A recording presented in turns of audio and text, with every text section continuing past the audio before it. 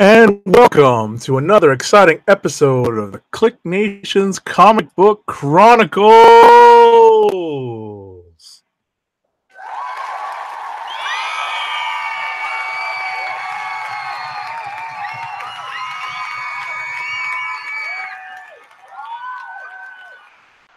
I am your host tonight. I am at Agent_70. I am flying solo tonight. The other co-hosts of the Comic Book Chronicles are unable to attend tonight's recording. So shout out to them. We'll do their plugs right now. Not with me tonight is at PCN_Dirt. He is not feeling up to the task. He's been a bit under the weather for a little while now. Hopefully he'll get better soon. You can find at PCN_Dirt on Twitter and at popculturenetwork.com, at www.ineedcomics.com, at popculturenet on Twitter. So you can follow him there. You can follow our man at TimDog98 on Twitter, and at CBCron on Twitter, and at TheClickNation on Twitter, and at www.theclicknation.com. And you can follow his exploits on Comic Book Resources, where he, as Roddykat is fond of saying, is writing his ass off. But I believe Tim may be taking some time off. He is enjoying a well-deserved vacation. So he's having some fun in the sun, let's say. Good for him. Last but not least is at Roddykat on Twitter, who can also be found at NewsNerdsNeed. And he is the man behind the Instagram handle at CBCap. So you can find Roddykat on those forms of social media. And you can find myself at Agent_70 on Twitter and Instagram. Cash register for everybody.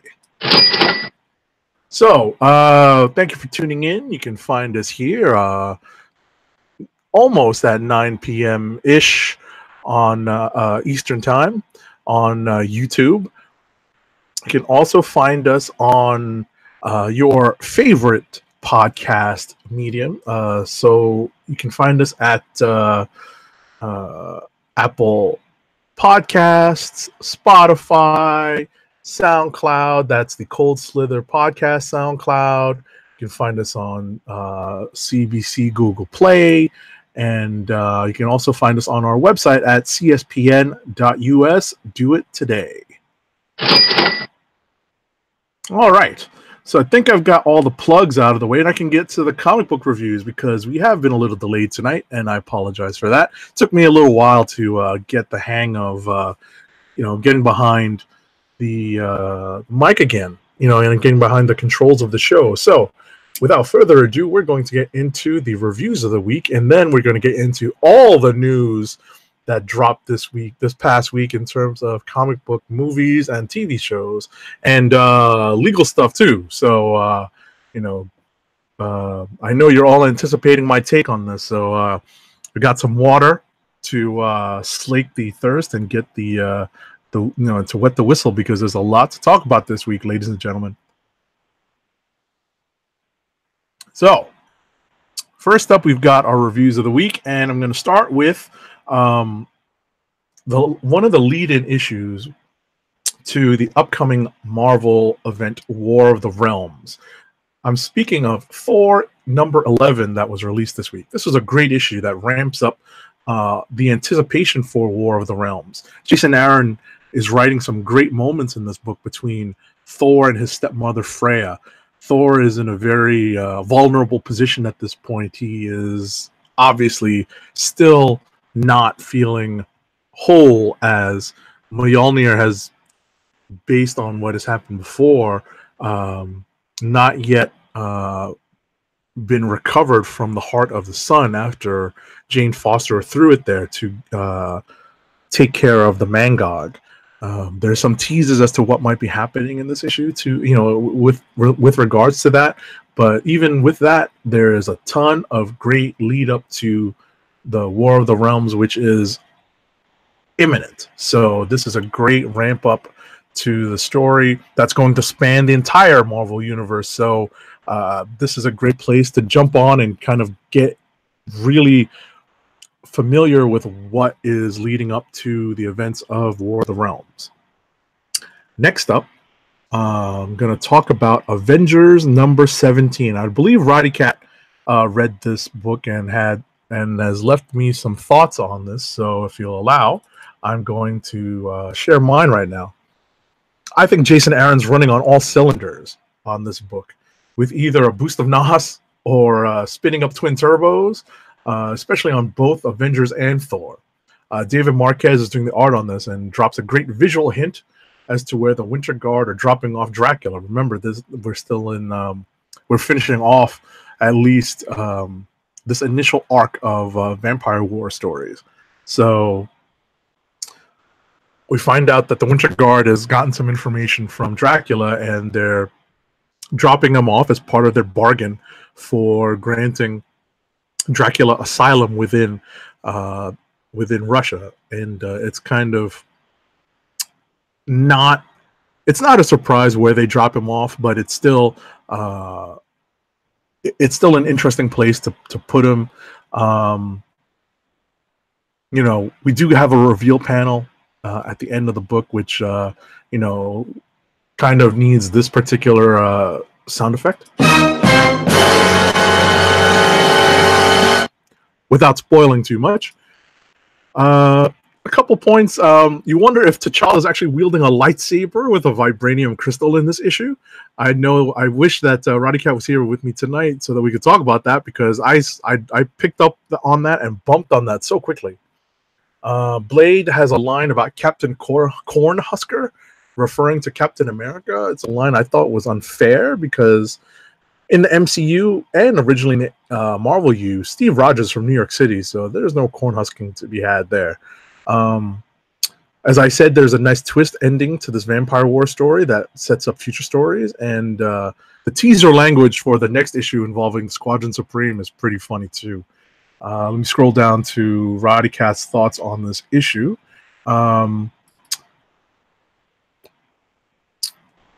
As per Roddykat, the Vamp, that's Dracula, and Daywalker narrate. There's no surprise that Aaron is using his toys anywhere he can. He's referring to a guest appearance by Thor, supporting character. He wonders if Jason Aaron's trying to do a Blade book also. He writes that, imagine how much quicker this would have been if Monica Rambeau was there as, a being of living light. But she's a little bit busy right now in Avengers No Road Home. He also says that the head vamp is back in charge with a new home per plan. Da, da, da. So, and he also picked up on the language in the next issue copy, teasing the events of the next issue. So that's pretty cool that he saw that too. Our next book is Avengers No Road Home, number 6. I read this, but I think Roddykat had some good notes on this. The book centers around the Scarlet Witch and Conan, and it's the Witch and the Barbarian, a tale as old as time. During the book, Conan dreams of Hawkeye and crew, which brings us to a new tie to this bow by Crom. And there's references to other Conan books. Jim Zub's got to be happy for sure. He's a big Conan fan, and he's written about it in the notes pages that are part of some of these No Road Home books. So that's pretty cool. I don't think I had anything else of note to say about Avengers No Road Home. So we're going to move on to Immortal Hulk number 15. So Al Ewing is bringing back some more pieces of Bruce Banner's storied history. More pieces, more supporting characters.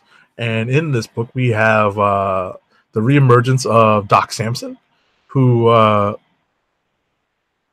seems to have come back in a similar fashion. Spoiler alert here, people.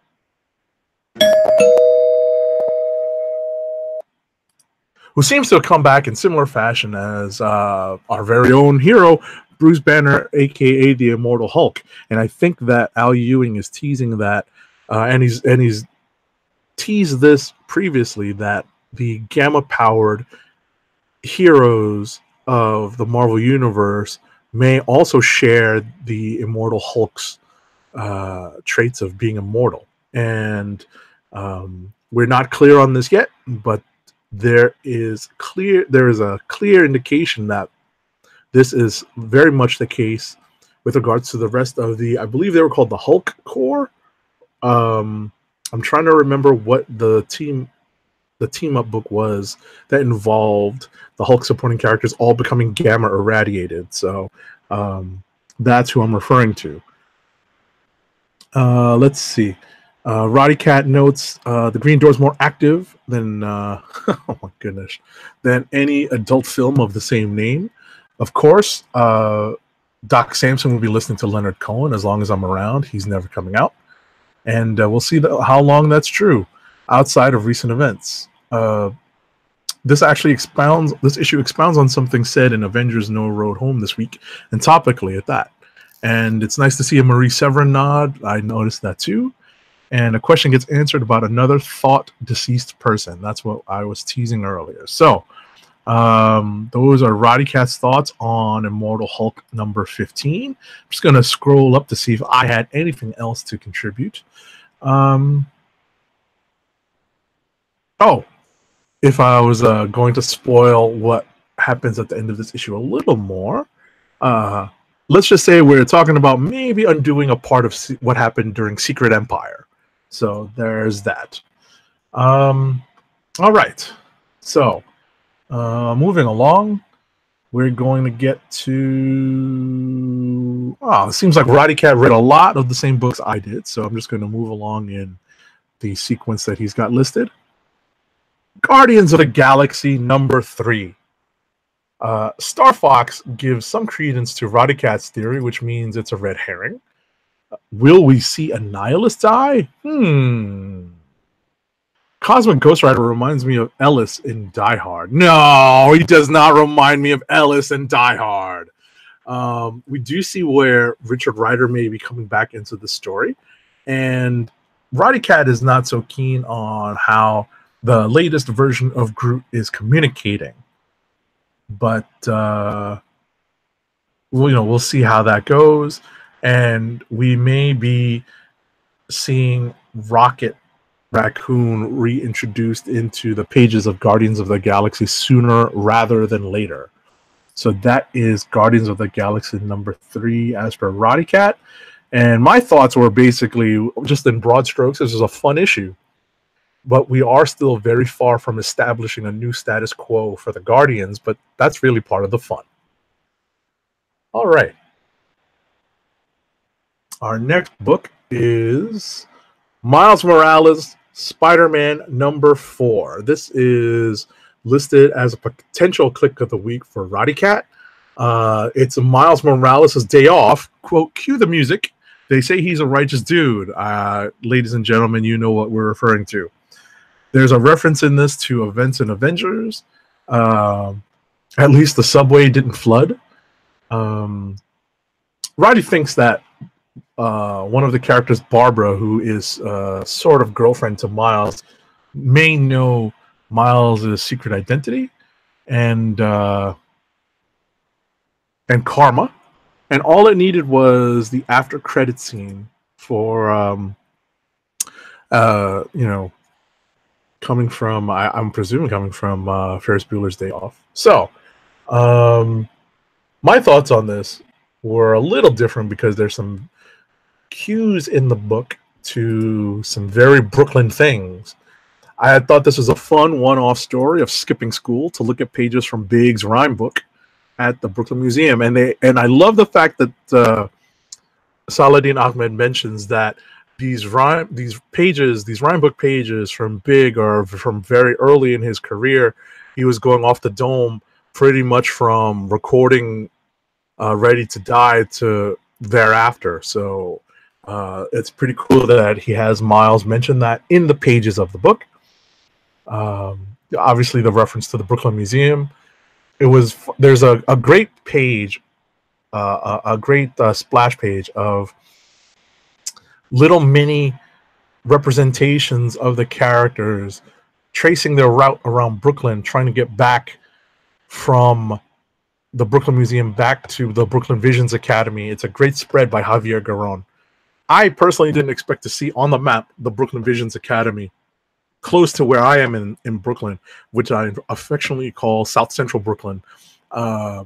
It's pretty much a suburban, it's an urban suburb.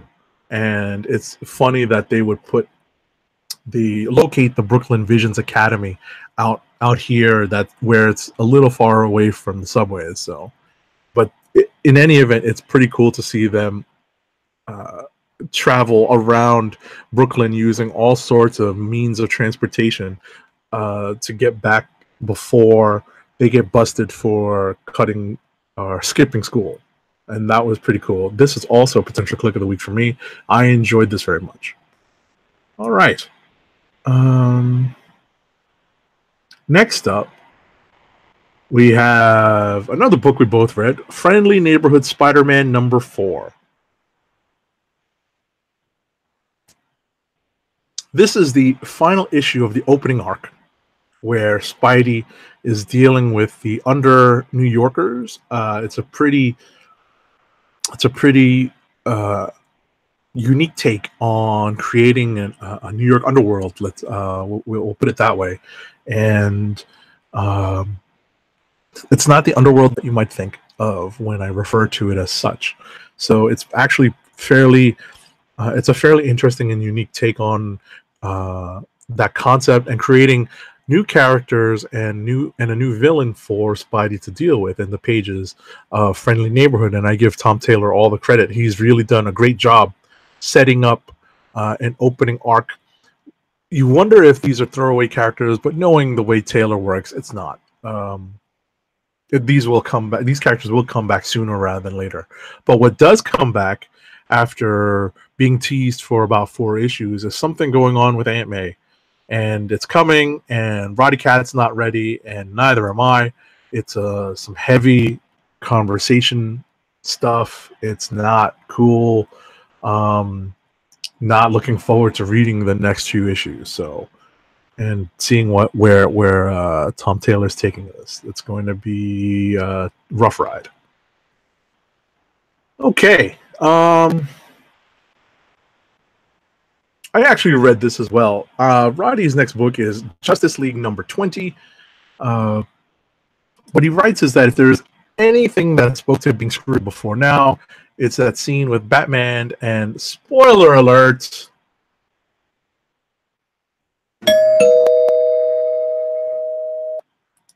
young Starro Robin. And that was all a fantasy of Jarro, and that was pretty well done by Snyder and company. Meanwhile, the League checks out the 6th dimension. Batman has questions, of course, and Superman is somewhere else. The mystery of this 6th dimension journey deepens, as well as what the Legion of Doom is doing while the League is off on this Mixoplick created adventure. So there is that. It looks like Roddykat has ventured off into other books that I haven't read, so I'm going to jump up to the other books that I read, and we'll get to his, and then we'll go into Clicks of the Week. So just hold on for a few more minutes. I read Batman number 67 this weekend in very quick order. It's basically Batman as the reverse Roadrunner, who's still in his Bane-induced nightmare. There's really not too much to the story. It's just sort of following along with some of the allegory that's part of this, especially as it relates to Wile E. Coyote and the Roadrunner and what that never-ending chase really means. So Tom King may be taking the whole Warner Brothers crossover stuff a little too seriously still. We shall see. Captain Marvel number 3. The all-women story continues as Carol finds herself trapped with a few other female heroes and a bunch of female citizens of New York on. They're all trapped on Roosevelt Island at under attack, under constant attack by, I believe it's the I want to say it's the Radioactive Man, but I don't want to misremember who it is they're fighting. I'm going to pull up the book real quick, and we shall talk about who it is the big bad is, and then I'll get into the cliffhanger end page. It's not the Radioactive Man. I knew it wasn't the Radioactive Man. It's somebody totally different. It's a villain named the Nuclear Man. So, no, Radioactive Man is big and green and Asian. So this is not the Radioactive Man. This is the Nuclear Man, and he's not heard of the Me Too movement at all. Stupendously sexist. So misogynistic, the whole thing. At the end of the story, though, while they're trying to figure out a way to get back to get back home, get across the barrier that's keeping them from getting back to the present and reality as it should be. While they're dealing with that, there's a great twist at the end of this story with a surprise guest star. Now, we shouldn't be too surprised at it, and I think if you have seen some of the solicitation covers and information from the next month or two, you won't be too surprised. But if you're not like us and not like people who stay on top of these things, you were genuinely surprised to see this character pretty much out of nowhere appear at the end of this book and provide a good cliffhanger ending. Alrighty. Next up on my list was Uncanny X-Men number 14. It's funny, this issue was a great callback to the 90s because it brings back Dr. Valerie Cooper, who plays a role in the story. I guess we have seen Val Cooper come back with the ONE agency, but it's funny seeing her back on the side of the Angels for a change. And there's some incremental victories in here for the X-Men by finally coming to the rescue of what's left of the Morlocks. There are things that happen in this issue I'm not going to talk about and not spoil, but it's kind of cool to see the X-Men making some progress on their way back to being a relevant super team. Let's see. I think that covers all of the books I read this week. Let me shift over to the rest of Roddykat's books, and then we'll get to Clicks of the Week.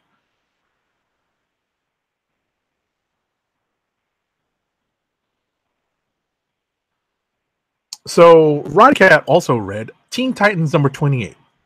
And I understand that some of the news that dropped this week was related to a storyline, an upcoming storyline involving Deathstroke. And I guess this is the beginning of the storyline. The Teen Titans go after Deathstroke again.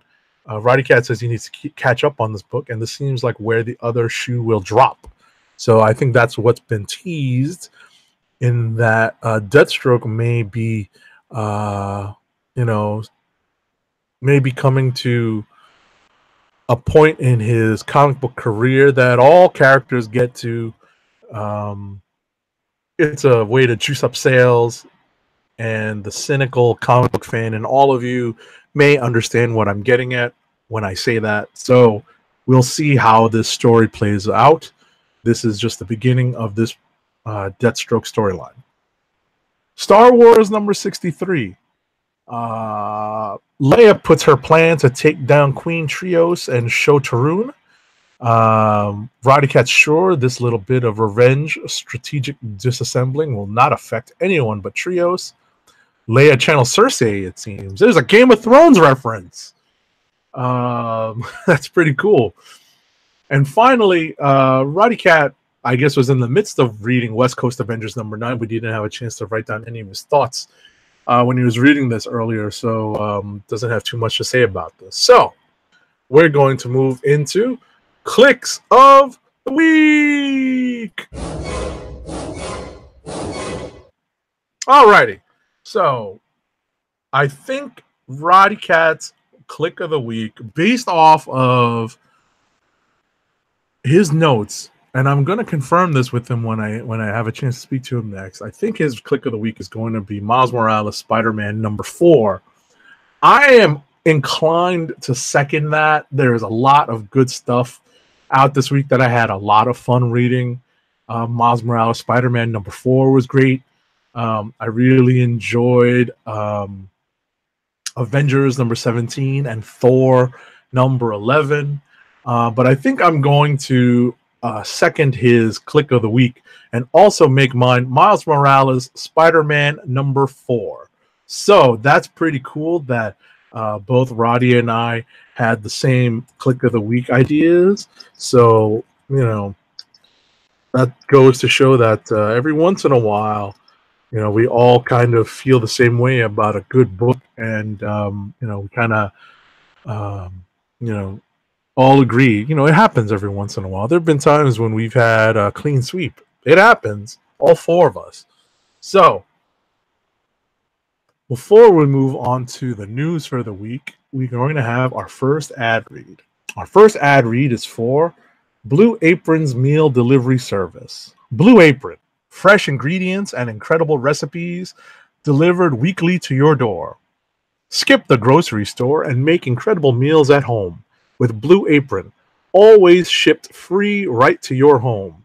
And now the listeners of the Comic Book Chronicles can get $30 off your first Blue Apron order. To place your first order with $30 off and to help keep our show free for you, go to our network website at cspn.us. That's cspn.us. Then click on the Keep Our Podcasts free link at the top of the page. From there, scroll down to the Blue Apron link and sign up for your first order. Blue Apron through cspn.us. Do it today. All right. So now we move on to the news.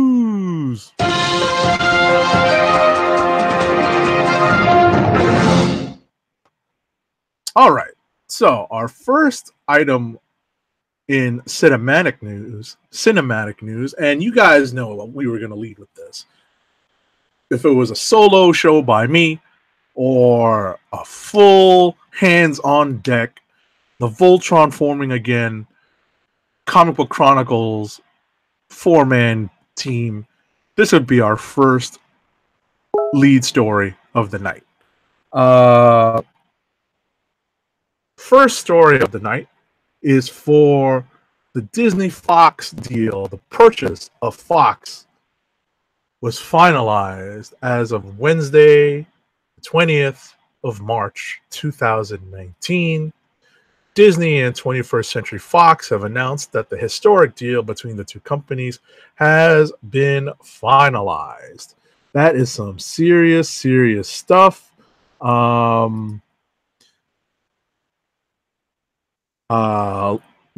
It's my thoughts on this, and this is me editorializing, so bear with me here. From the point of view of the MCU fan and the comic book fan, I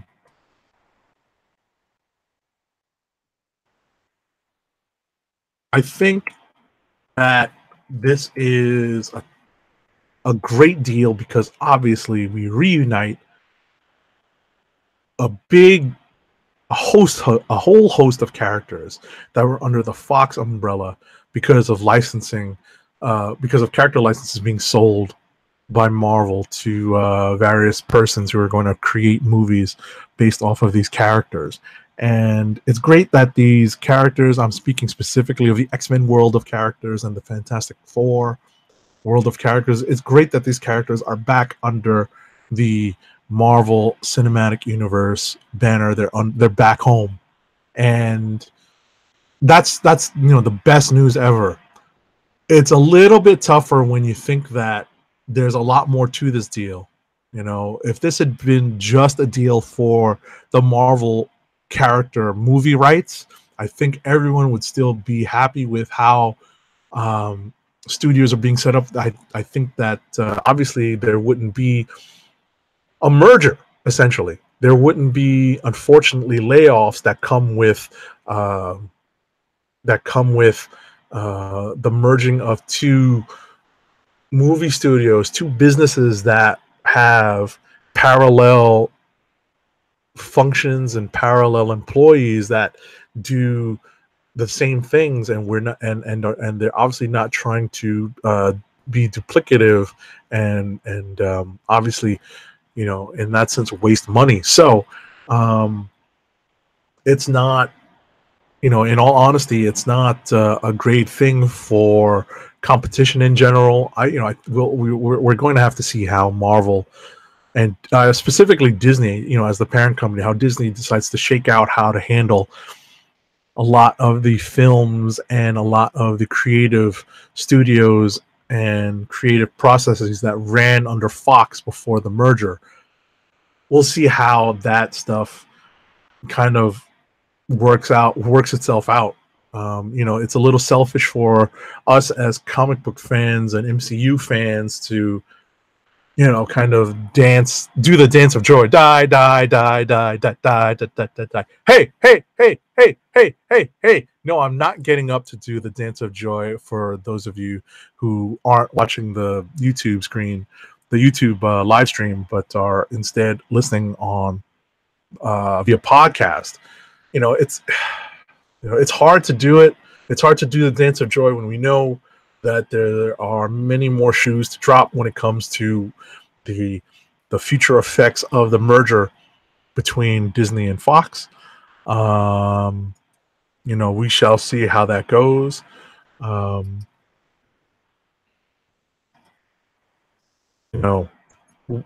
It's interesting to see where some of the projects that we never thought we'd see, what's going to happen to them. Obviously, some work has already been done on them. One of the things I'm thinking of is Avatar. Who thought we were going to get more Avatar? Now we're supposed to get a whole bunch more, in the near future. And I guess Disney's going to jump all over that and try to put that out. But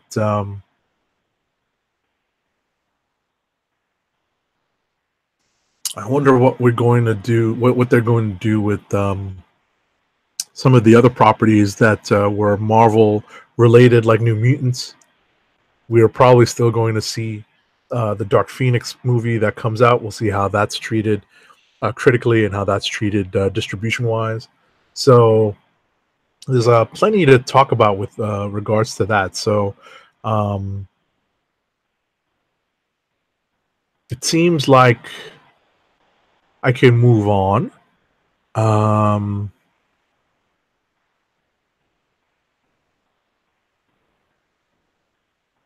Apparently, Mark Ruffalo took a lie detector test over Marvel spoilers when he was a guest on The Tonight Show starring Jimmy Fallon. Not a fan of Fallon.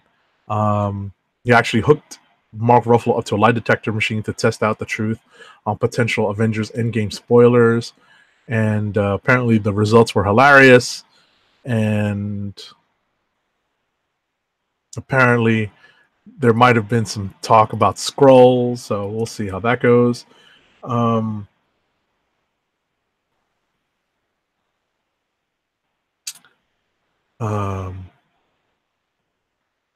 Endgame poster that was released after the Endgame trailer that some of us are still watching over and over again. That's myself, yours truly. The poster was adjusted because Denai Guerrera's name was left out, even though she's, almost front and center on the poster. She's right there. So it's a shame that she was missed. But she is now listed on the poster. And, and obviously it features characters who survived the snapping, but we shall see we shall see who actually does survive at the end of Endgame. But obviously, we have to wait for that movie to come out. Endgame TV spot offers more of Captain America's rallying speech. Like a lot of you, maybe I'm avoiding as much of Endgame spoiler stuff as I can. So I'm trying to shy away from some of these commercials and trailers. We've already gotten, I think, our last big trailer, and Marvel has made it pretty clear, and Feige specifically has made it pretty clear that maybe they're not going to do any more trailers, which is great for me because I'm really not looking forward to seeing more of the story, revealed. Even though they've basically said they're only going to take from the first 20 minutes or so of the movie. I'd rather just walk in cold and see what happens. So, but if you're watching television or even looking at ads without clicking past them online, there is a TV spot that offers more of Cap's rallying speech.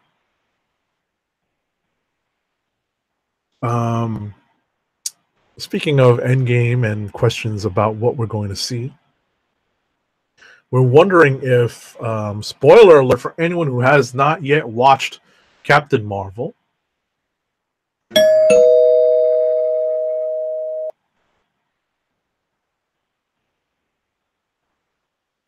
people are wondering whether Goose the cat, quote unquote cat, will be in Avengers Endgame. The character, the scene stealer is pretty much everywhere else. I know that there's a specific Goose Funko Pop that was recently released. And the characters, the character's gotten a lot of positive feedback from people who have seen Captain Marvel, so that's pretty cool. Apparently, because of Goose the Cat's popularity, the co-directors of Captain Marvel, Anna Boden and I can't remember what Fleck's first name is, but they were asked about Goose and whether or not there would be a Goose spin-off film. And there's a story out there about that, so you can take a look at that. You can also take a look at our show notes page. We'll try to get a link out to you guys sooner or later. Next up, Brie Larson and Tessa Thompson endorse Captain Marvel Valkyrie fan art that was circulating on the interwebs, and both stars endorsed a romantic piece of fan art that shows Carol in a loving embrace with Valkyrie, one of the MCU heroes, and that's pretty cool. Some more big news, and it's stuff that we never thought would actually happen, but it turns out it was actually happening behind the scenes and we didn't know about it. What I'm talking about is Disney reinstates director James Gunn for Guardians of the Galaxy 3, and you know what we have to say to that?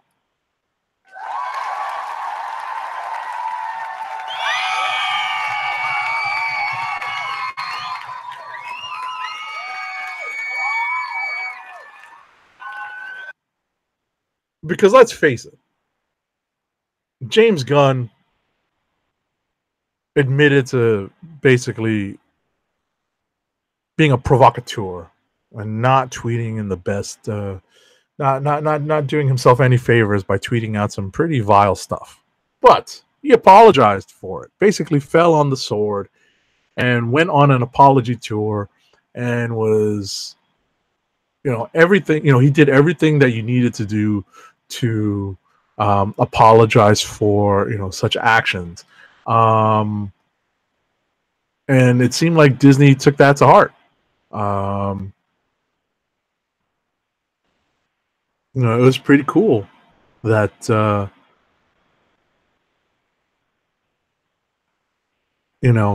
what was essentially a troll job by some people who weren't a fan of Gunn's political views decided to, what they decided to do is bring up some of these tweets that Disney pretty much already knew about, and they made a big stink about it, and Gunn got the boot.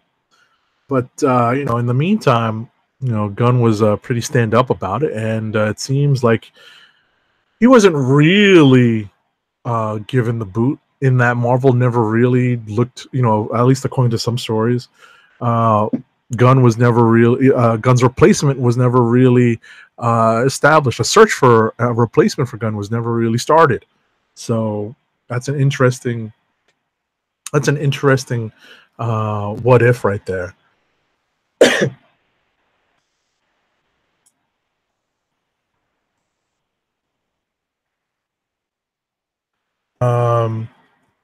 I wonder what people are thinking about this. I know people are happy. I know some people didn't think that Guardians 2 had some people think Guardians 2 had a lot of weak points to it. I enjoyed it. I wasn't so keen on redoing some of Ego the Living Planet's origin. But hold on. I'm trying to help out a colleague here.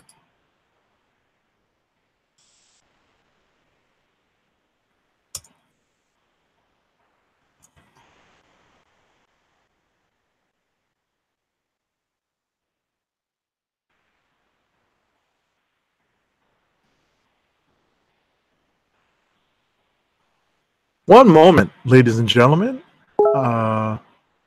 Seems like I'm about to be joined.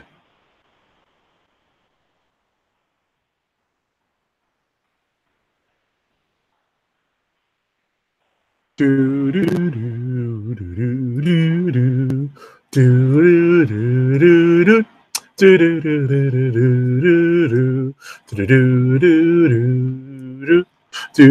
do do do do. All right. While I've gotten some word that I may be joined momentarily for a time, let me see what our next story is. You know what? I think Roddykat's going to want to chime in on some of these really big stories that we led the show with. So let's see. What if? Oh, here's some nice news.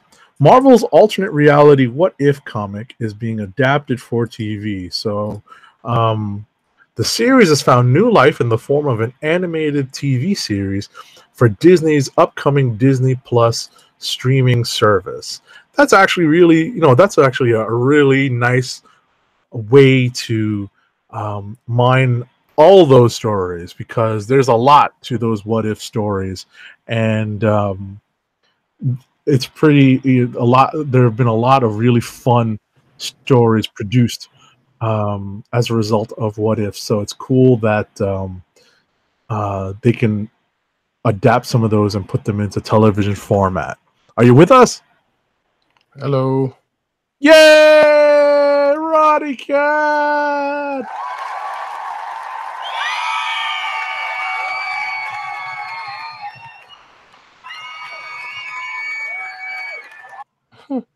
Sorry I'm late. Apparently, It's all right. It happens. Yeah. It happens. It's happened to me too. Anywho, so just to get you up to speed, I'll give you some time to click around. Yeah, you just started doing the first still story. At the top of this. No, I've already gone past that. I guess you didn't see the link I had posted earlier in the chat, but I'll go over it. But I just wanted to recap where we were, how I did the reviews for the week. So I basically read through all of your notes on the books, and because a lot of it was similar to mine.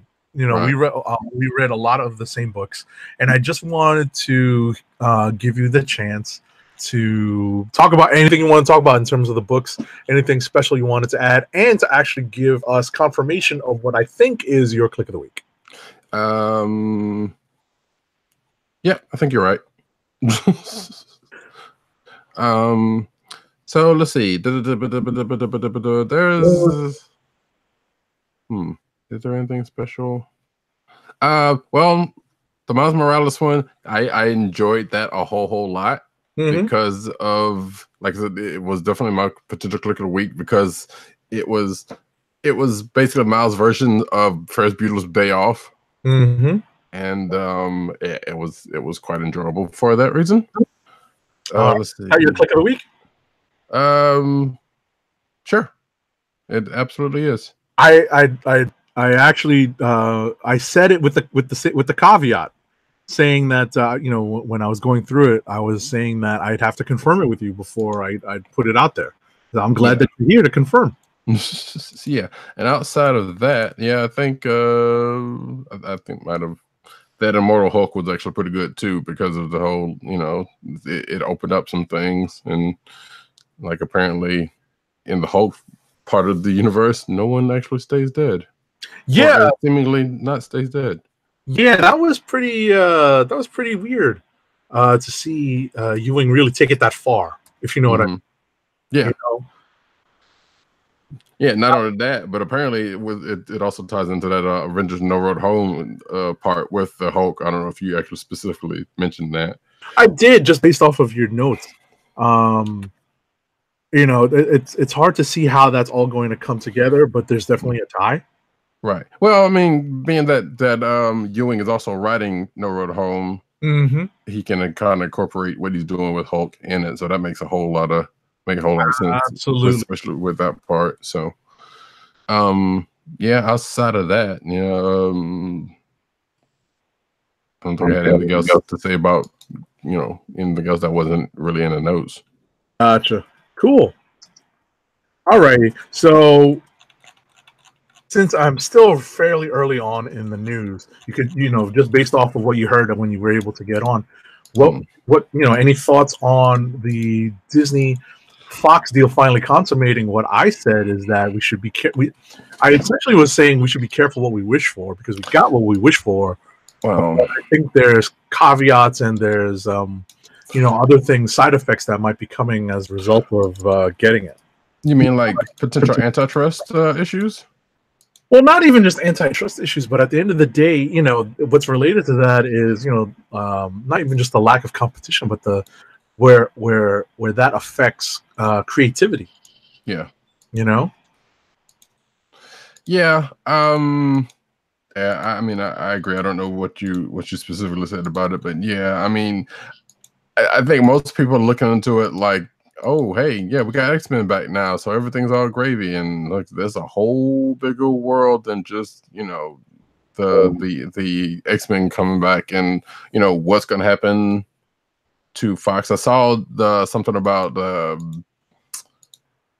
apparently the Simpsons is also in the deal, even though Fox tried to keep them separate, and with the company the other company they're splitting into.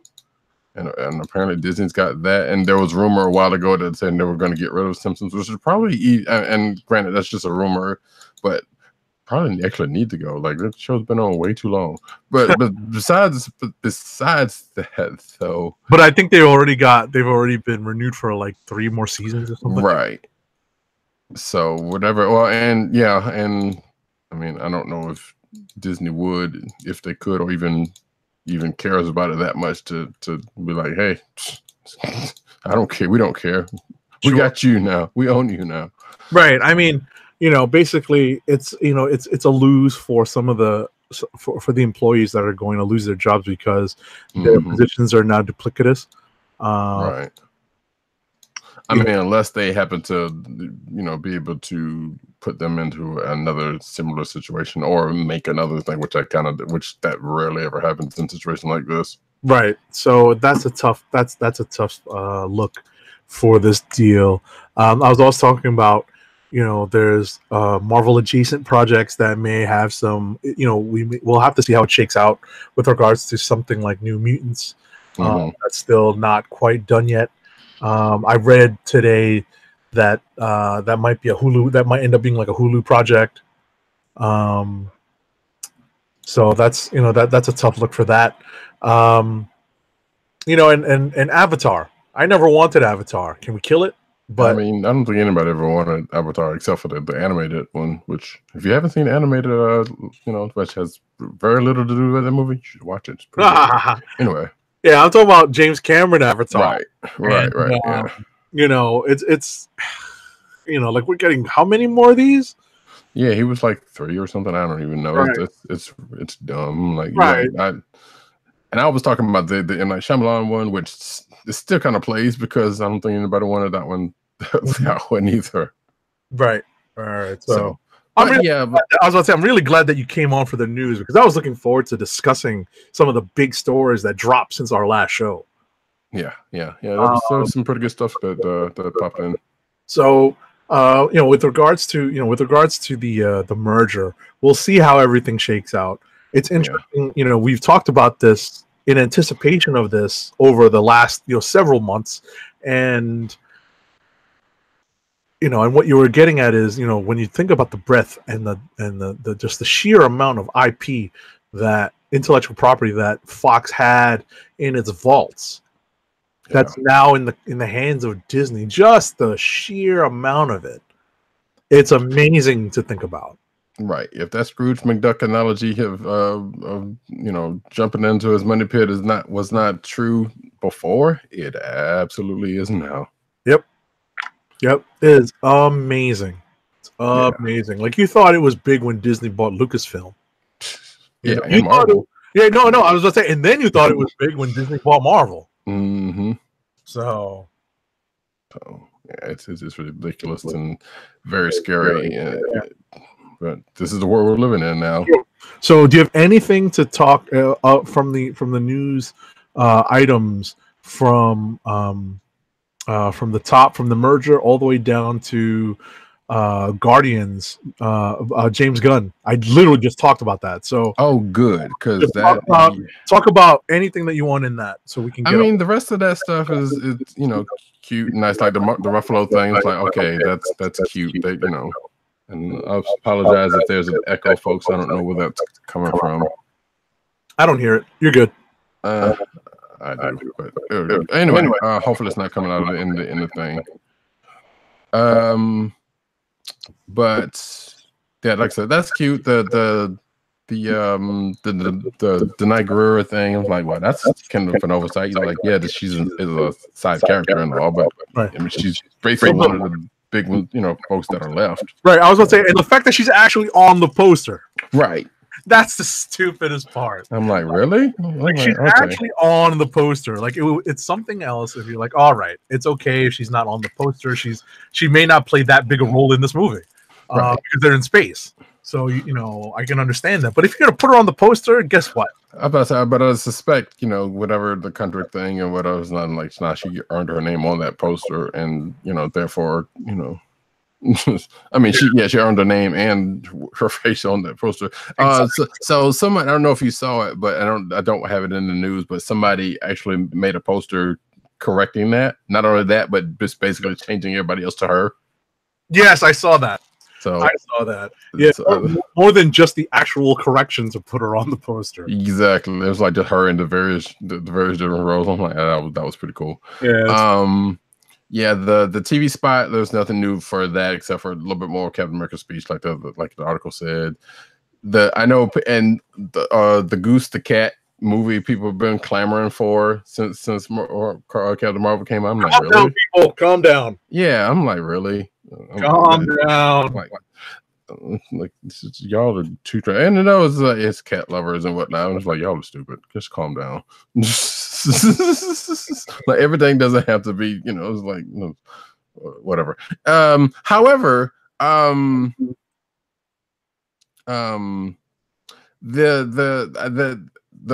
reason why I put the one before that in about whether he's gonna be in, or he or she, I don't know if Goose is I'm assuming Goose is a male cat. I don't know. That's an assumption I probably shouldn't do. Either way, if Goose is going to be in Endgame, it does kind of raise some questions about past projects, because it's like, okay, where was he in the first Avengers? When everything was going on and that kind of stuff. If he is now the property of of Nick Fury. Wait a second. What happened during the destruction of the Shield build, the Triscale? Exactly. That's what I'm saying. During Winter Soldier. Exactly. So that's what I'm saying. Like where was he? Where was Goose when all of that stuff jumped off? You know, like if he is indeed Nick's property, you know, he should have been in the car with him when it was being chased down by those rogue agents. Oh, you mean the Winter Soldier? Yeah. Like that he could have swallowed up some cars. That was funny. That was funny. And probably way shorter than intended. But you know, like, right. Oh, this is a threat. I got to do it. So I don't know. That was a part that kind of raising questions outside of anything. But you know, obviously there's reasons for. Sure. There's the obvious reasons as to why none of that, and of course the Brie Larson, Tessa Thompson fan art. That's always cute stuff. Now, the only thing I got to say about the James Gunn stuff, like, I'm slightly not surprised by this. And it only just proves that, well, guess what, folks? You could say some things 10 years ago if you are, if you are a certain gender and race, you can get your job back and plus more, you know, to get out of it, you know. So, and yeah, apparently they didn't even try. They didn't even apparently try to find. Yeah, that probably does play a role. Let's not sugarcoat it. But it's kind of funny that it can't. It sort of has come out just like as you said. They didn't even try to replace him. Right. That's what, no, not even trying to shoot Coco. I'm like, really? There's like, well, but and it also made sense. Well, partially made sense because I was like, you're using his script already. Like, you were probably going to end up needing to be paying him anyway for that. And if you aren't, that's a pretty big lawsuit on their part that I'm pretty sure they don't want no part of. You know, but like I said, it appears they were basically like, if everything was true, like, let's let this blow over and then we'll bring you back, and or whatever the case might be with, you know, that the one executive that they're talking about and as a part of this. There's Alan Horn, right? Yeah. So bottom line is I'm happy. Glad that that's over with. Yeah. But it's another example of how Hollywood kind of works in a way, but at the same time, like I said, it was probably meant to go this way, you know, one way, shape, or form, regardless of whether they did anything on their end or, you know, whatever happened in between. It was just a big drawn out mess, regardless of how you feel about it. Gotcha. Alrighty. So what I was working on when you popped on was the What If comic being adapted for television. Okay, that's so right. If you have any thoughts on that, that's fine, and you can take the next stories after. I'm trying to remember if I did, but regardless, but I'm like, that's an interesting thing to bring to television. The what if, and we talked about what if. Well, we talked about a possible what if of, you know, the MCU last week. So it's kind of funny that they actually have plans to do a what if show. I'm guessing it's kind of like I wonder. Let's see. I'm just wondering if they're going to do it like a Twilight Zone type. You know, Uatu's going to be the one coming in is like, these are stories from the Marvel U. And what kind of stories would they do that you know, like, are they going to be like MCU stories, or is it going to be? It's hard to know. Yeah, because ultimately, what you wonder is, because if they do comic stories, how much money are they going to put into this one? Well, there was also that. Right. Two, is this going to be animated or live action with CGI, and how much of the money are they going to put into that? Right. Is it going to be serialized, or is it like, you know, one-offs and dones? Like, we'll see how that goes. My guess is that it's going to be anthology, and you know, it's like very much like a Twilight Zone. Is it going to be like a drug history of the? I don't know. So yeah, there's a lot of questions. If this is the case, what it seems like it's going to be. I don't know. Yeah.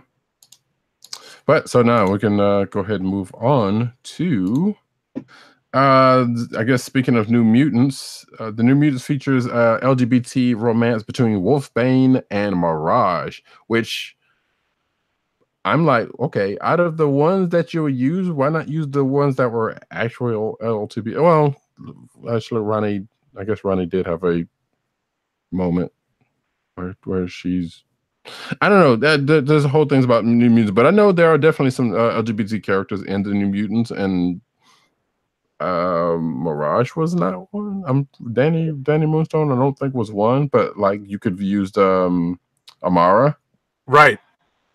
Who definitely was gay, if I'm not mistaken. I think you're right, but I'd have to go back and check.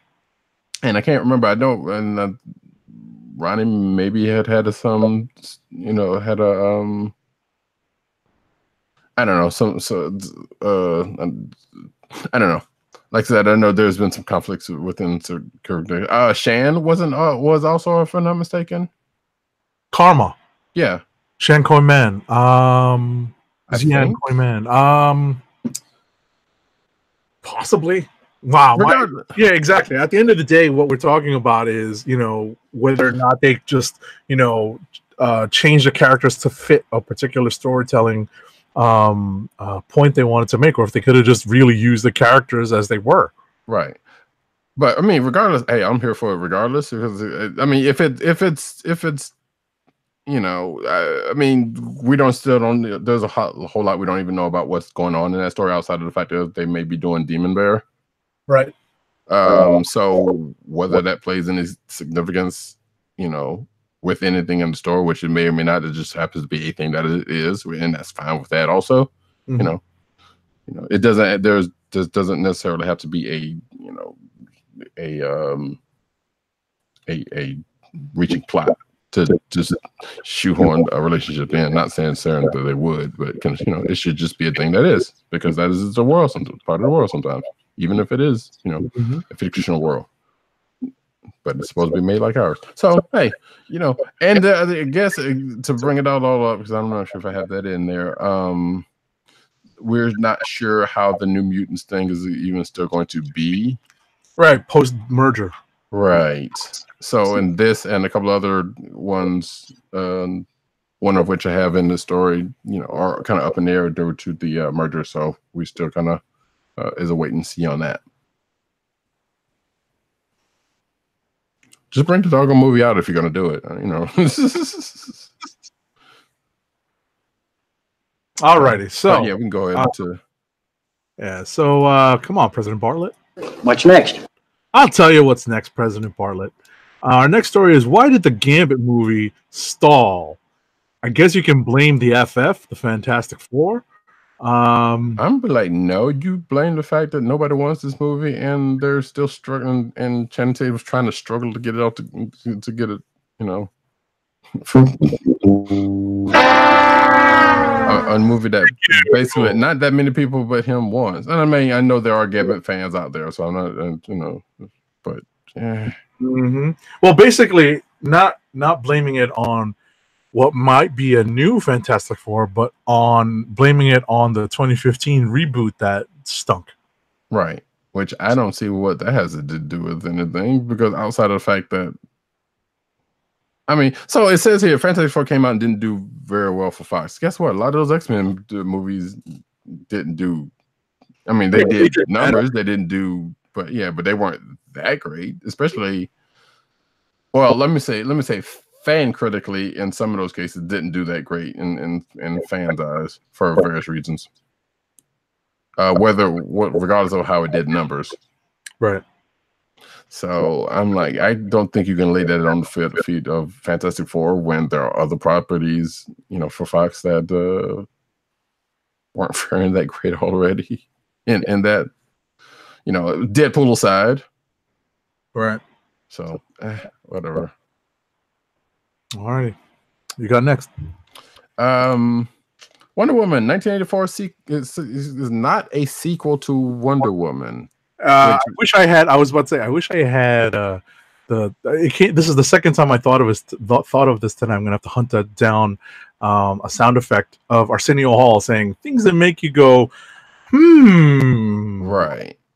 So I mean, okay. Obviously, it is a sequel, as in it's the second movie, but apparently and which would make sense. It won't have anything to do with the beginning with the first movie, which that also kind of makes sense because like, okay, that was our original movie. One, two, it was a whole different time and place. So, and wasn't this supposed to be the movie that showed what in the world? And I guess it may still be, what happened during the time that she wasn't, or before Justice League happened, or Batman v Supes happened, because she was kind of just like off on her own and not being a superhero because she wanted to stay away from the world or whatever.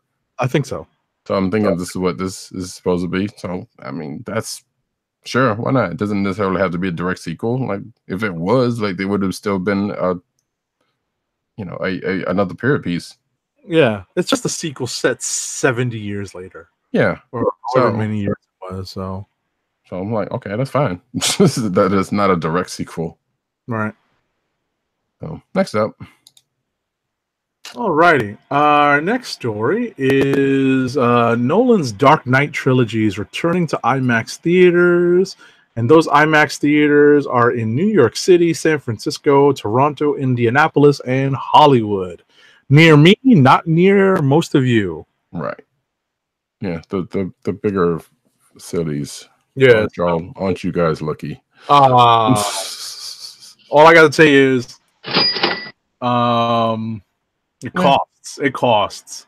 So at the end of the day, I think there's going to be a Q&A at the Hollywood Universal Cinema AMC with Nolan. Sure, makes sense. Moderated Q&A. So I mean, listen, most of us have these movies in some form. I don't need to go to see it in IMAX again. And personally, I don't think that the Dark Knight trilogy as a whole was all that great. All right, it doesn't hold up. The first one was good. The second one, the Heath Ledger was the best part about the second one, and that third one, the third one is hard to sit through. That's the hardest part. And if anyone out there disagrees with me that the third one kills the entire trilogy, you can fight me. So that seems a little harsh, but you know what? I'm not even gonna fight you on that because it was. Yeah. Shout out to @Boss Jones on Twitter for that one. Hey. Next up. So Ezra Miller, again, there's part of this I'm going to leave my personal biases beside, but Ezra Miller teaming up with Grant Morrison to write his own draft of the Flash movie, because that one's another one that's kind of being stalled out. I'll get to it after we finish talking about this. So yeah, there've been apparently issues with the Flash movie getting fully off the ground. Mm-hmm. So and I think we talked about Ezra Miller coming out there and saying, hey, there was a reason why it's being stalled and that blah blah blah, this and then the other. So, but apparently, yeah, he's trying to get a script together with Grant Morrison. Which, what the toughest part about this is that if they don't have, and it still seems like they're struggling to find a creative direction. If they don't have that, they're never going to have a movie. Right. There's a reason why Shazam, after all of our misgivings, was still able to get it together, and now we're about to see a Shazam movie. Mm-hmm. That's probably that's part of the reason why, even though we have a star attached to Black Adam, we still don't have a Black Adam movie, because they still don't know what creative direction they want to go in. Right. And there's also another rumor floating around the Flash movie about, which I don't have in the news, but there is a rumor circling that they could possibly recast the Flash, and this is a possible reason why Ezra Miller is also doing the script, trying to get the script together. Yeah, it's interesting to kind of try to keep his job. Gotcha. I mean, that rumor has any credence, Right. I was about to say, ultimately, a lot of these roles get recast when they go into development hell. Right. So, which brings me to the other one that, like I said, is not in the lineup. There's not going to be a Cyborg movie, and what movie? Or Cyborg movie. Okay. And it sounds like it is in question whether Ray Fisher is going to be continuing the role. Also, that is a rumor. Also, but yeah, I saw an article about that. It was like there definitely is not going to be a cyborg movie, which some people have wanted. Like I'm not sure how I felt about it, but I mean, we kind of got his origin already. That's the thing. Well, kinda, yeah. No, we did in the Justice League movie. Yeah, but it was kind of. Some would argue it could be.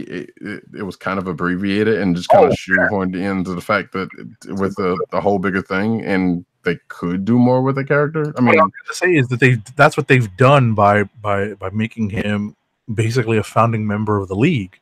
They shoehorned his entire origin into like a couple of beats that involve his father and a mother box. Right. Whereas what comic fans are used to is a little bit deeper, but obviously they've also streamlined the origin, in the New 52 going forward. That's the origin that's reflected in the movie. So, I don't know how, they'd have to, bring in a villain that's not established as a cyborg villain, because I don't think he has much of a rogues gallery. Not so much, no. They'd have to bring somebody in. Unless they use something from from the book that just got. That's what I was going to say. Either from that run or something from the Titans, and maybe use that as a springboard to create a Titans movie. There's no way to know at this point, but and given that there's a Titans floating around on DCU, and Doom Patrol with a cyborg in it, I'm kind of worried that they're not. Yeah, that makes it very tough. They just like screw it, and it's just that's fine for him, because we don't care. It's that type of situation. But anyway, moving right along. It's awful. All right, so I think I got the next one right. So The Flash is getting a new showrunner for season 6. So the news is current showrunner Todd Helbing is stepping down at the conclusion of the current 5th season to focus on development for Warner Brothers Television, according to The Hollywood Reporter. And Eric Wallace, who's been a co-executive producer since season 4, is going to take over. So there's going to be at least some continuity moving forward with The Flash. I wonder how long The Flash is going to last, given that was going to be my thought exactly, because especially given the recent news with that Arrow's going away. Exactly.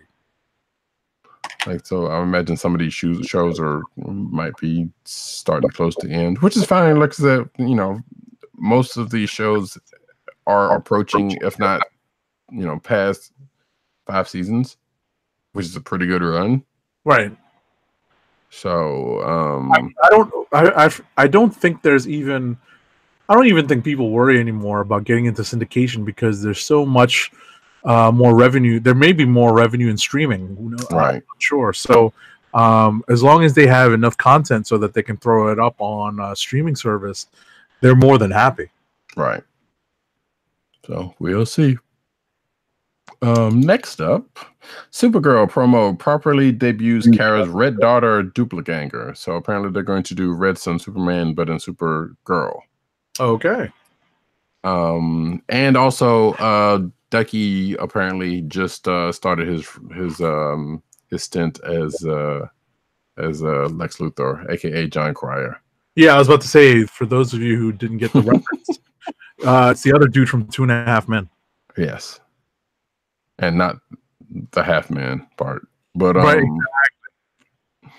So yeah, so I haven't caught up on Supergirl. I need to, and actually kind of want to, because I mean the show's actually been pretty decent. But like I said, they've been doing some things over there. Okay. Next up. Oh, weird. It's a special treat. The first episodes of DC Universe's Young Justice, Titans, and Doom Patrol are available free for a limited time. So I think it's starting this weekend on the app, the DC Universe app, that viewers can watch the first episodes of these shows free, I think, for the duration of the weekend, and should take advantage of it. At least see what it is people are talking about. Right. I believe it ends the 29th. That is when I think, yeah. Oh, okay. So it ends the 29th. What I was going to think. mention. Right. what I was going to mention is that in terms of whether or not it's worth the cost of a subscription, I think that the panel is split at this point. I think the biggest complaint at this point is that the comic book collection on the app is pretty slim. Still lacking a little bit, but they're starting to put some stuff, which they have been putting stuff on there, but it's also been stuff that's been. Hey, guess what? It's Batman's birthday, so here's a lot of Batman stuff. Hey, it's certain sorts, hey, we got Shazam coming out, so here's some more stuff like that, which they could have already had a lot of that stuff out. Right. It's nice that part of it is curated. That's the nice part, but they just need to put up more, more stuff in bulk, because that's what people who want to justify the cost of this are going to ask for. I mean, I'm not the person to ask for, because I can watch as an academic reviewer. So, right. And yeah, I mean, we'll keep talking about this, as things come up, because I'm sure there's more we could get into, as a revisit. It's only been out for like 3 or 4 months now. So once it comes back to the 6-month mark, we'll see. What's.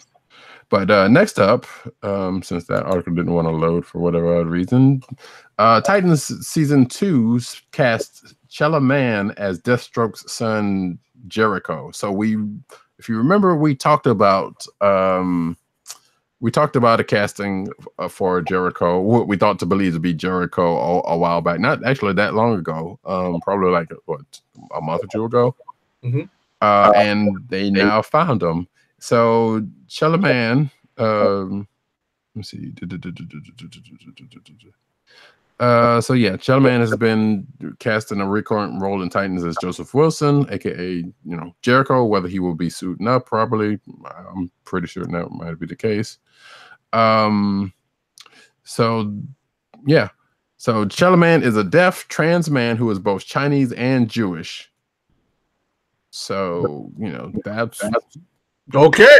That's checking a lot of boxes in a casting category, Right. And what's funny is that Jericho was unique, obviously, because he's actually not deaf in the comics, but mute, at least from the OG Wolfman Perez run, and he had a blonde afro and a terrible costume.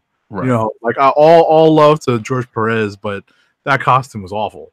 So it's nice to see him being modernized a bit, but. Well, so it says here he's not mute, but being deaf, he has some practice with sign language. And yeah. So, hey, they have to.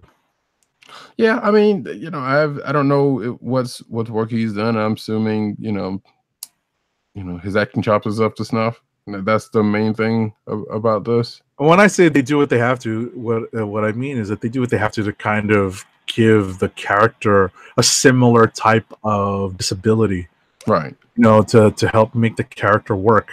Right. So, and again, we don't even know if he's suiting up as Jericho. We just know he's going to be. It's just what I was going to say. It's just tough to have a mute character because people want to talk on TV. Well, I mean, hey, there has been cases where it's been made to work. I mean, come on. There's what's her name? Marley Matlin, who's deaf, not mute. Right, exactly. What I was gonna say is, in terms of a character who's playing mute, there's from John Wick 2. We will be getting into some news about that. Yes. What is her name? Is it Amber Rose? Who plays the bodyguard for the bad guy? Is that her name? Ruby Rose? Ruby Rose, thank you. Not Amber Rose. Ruby Rose. Wait, was it Ruby Rose? Yes. As I hear Roddykat consulting Google. Yes, Ruby Rose. Yep, sure is. And actually, that's why I've said because we'll get to that in a few because she's actually going to be in the third one also. So, but we'll get to that in a minute. So anyway, anyway. without dwelling too much more on this, we'll see how the casting and how the character plays out. Wait, isn't Ruby Rose also playing Batwoman? Yes. So, yeah. But anyway, yeah. Yeah, but Ruby Rose can speak. So right. That's what I'm saying. But yeah, I was like, wait a minute, she's not actually mute. But regardless, that's playing a mute character. So right. It's they have to do a bit more to feel like they're. And actually, now that I think about it, that spoiler may have if she was indeed, I don't remember. I plan on we'll talk about that when we get to that. We will. Next up, Star Trek Discovery's Hannah Cheesman reveals Ariam's link to the next generation. So basically, she's the prototype to Data. Oh, thank you. Presumably, yeah. Or at least that's the way it's playing off her, and at least that's what she's thinking, according. Because apparently, her character on the show on Discovery just had a big episode, that just aired this weekend or this past week, rather. Gotcha. So, and I'm not sure. I don't know. I've seen things that may suggest that there's whether that character's not even on the show anymore. But I don't know. I'll see that when I catch up. Next up, but yeah, I heard it was a big episode, and she played her off, and there was some behind the scenes stuff that's been also shown. But yeah, but definitely the crux of it is that she seems to think that, and there may be credence to this, that she may be linked to the fact that she may be a prototype of Data. Okay. So we'll see if that actually plays off. Because her character was a cybernetic being. So if that wasn't clear enough. Next up, I guess this is me. Anson Mount and Rebecca Romijn won't return for season 3 of Star Trek Discovery. So Anson Mount, who plays Captain Pike, and we know if you're a Star Trek fan, you know what happened to Pike at some point in Star Trek lore. I am not sure what Rebecca Romijn's character was. Because again, no, it was not Mystique. And guess what? Since Anson Mount is talking, definitely was not Black Bolt. Oh. So, but I hear he did his job on there, and I don't know how, again, because I'm not caught up on it, so I don't know where they left the character.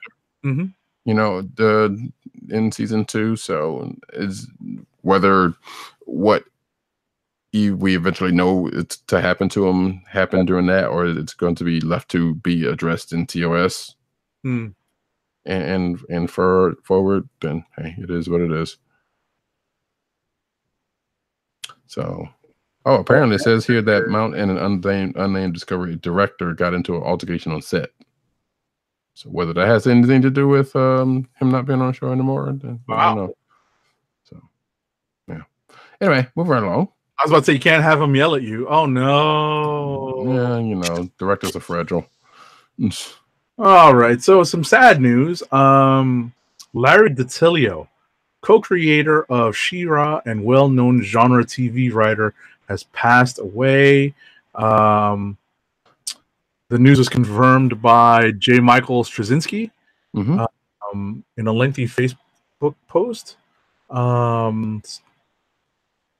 So this was posted, not sure when. This was 17th.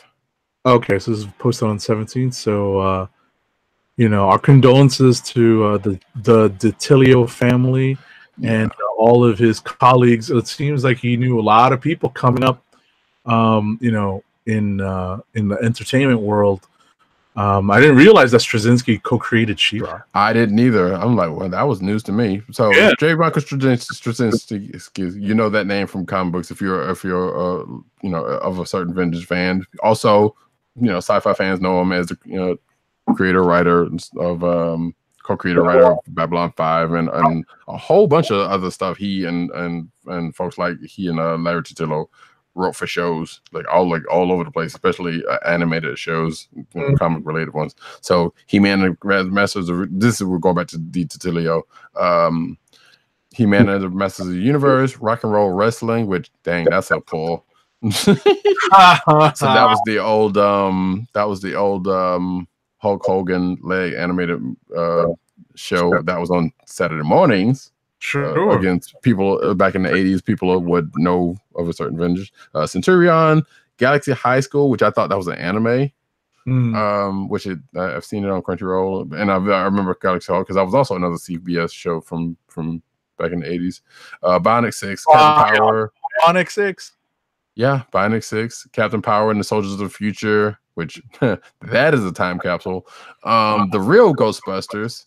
Shout out to the real Ghostbusters. Indeed. Swamp Thing, Daily Nightmares, Hypnos, and of course, Beast Wars, Transformers. Nice. Yeah. So yeah, he's done a lot. And of course, so there's go out to his family and friends. Indeed. So next up, here we go. So now we're starting to get into the now we're starting to get into the John Wick stuff. Yes. John Wick 3, meet the lead villain Zero. What up, Manny? So yeah, John Wick 3 is lead villain is going to be named Zero, apparently, who's being played by one Mark Dacascos, aka Manny from Brotherhood of the Wolves, aka whatever that he played, whoever he played during that stint of Agents of S.H.I.E.L.D. when he was on a couple of seasons ago. Right. And Cradle of the Grave, which they have here, which that's, I don't know. That was a decent movie. Or he made that movie a little bit better than what it was, but that movie Cradle to the Grave. Was that DMX? That was.